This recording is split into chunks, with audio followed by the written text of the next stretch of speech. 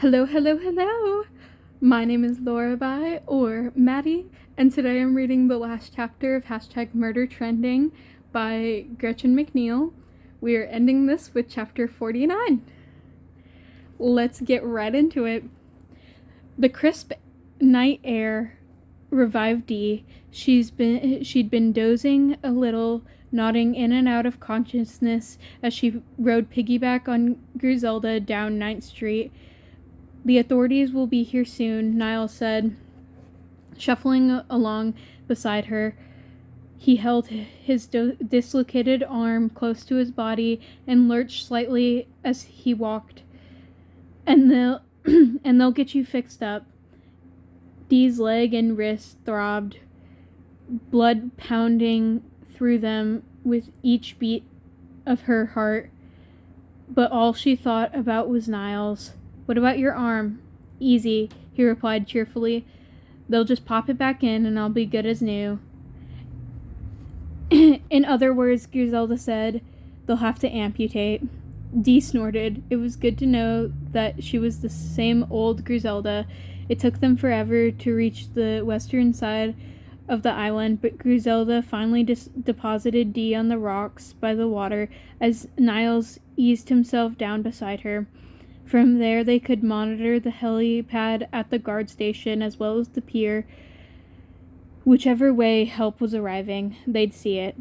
Griselda flipped open Kiyomi's laptop. The FBI has issued arrest warrants for the general attorney, that douche, and the postman.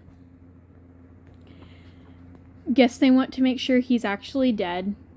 And it looks like Congress is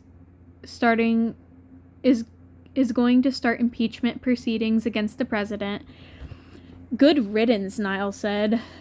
"Bloody lot of criminals, all of them." "Yeah, but our government will be in shambles," Griselda said.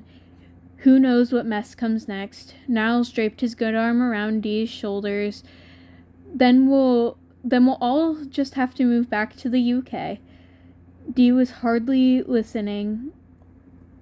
She gazed out across the water at the twinkling lights of San Francisco, their reflection rippling on the calm waters of the pre-dawn bay. "They'll come for us, right? They won't just leave us here?" Nyles smiled. "Do you really think your father would forget about you?" "Good point. If the authorities forget about us," Griselda added, still combing through the feeds, "the postmatics sure as hell won't. Half them want to make out with us, and the other half are threatening our lives. So life after Alcatraz 2.0 might be like life on Alcatraz 2.0, Nyles mused. "Now I'm definitely going back to the UK. "Really?" Dee said quickly, realizing in that moment how disappointed she'd be if he did. Nyles's eyes found hers. No, I don't think I could go back now." Griselda groaned. "You two are gonna make me barf." Nyles put his hand on Griselda's arm. "The first thing we're going to do is get Ethan out of that guard station. He deserves a hero's memorial." "Yeah," Griselda said, turning to face the station. Dee saw the glint of tears in her eyes. "He does. And you," Nyles said, smiling at Dee, "you're going to be the most famous girl in the world." Dee laughed dryly. "You told me that in the maze," she said, "after I killed Slayer." "I did? You're repeating yourself, Romeo," Griselda said. "Ah, well, this time it's real. You've just upended the entire American penal system." His eyes fleeted away from Dee's face. "Everyone will want to talk to you, interview you. You probably won't have time for anything else." Dee didn't want to be famous. She didn't want to be interviewed or celebrated or even congratulated. She wanted to put Kiyomi and the postman and everything that had been on Alcatraz 2.0 behind her. "All but one thing."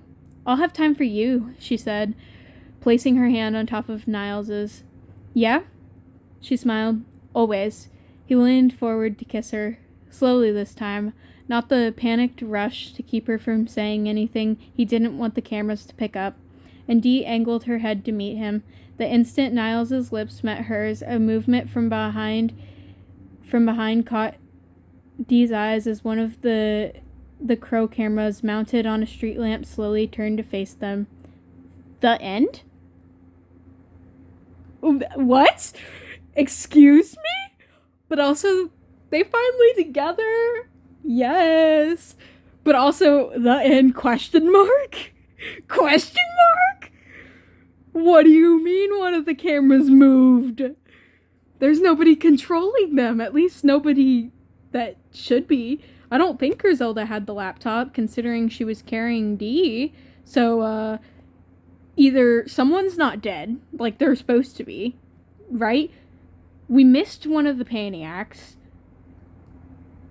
Or the fucking, or it's the fucking brother. Because, listen. You can't tell me,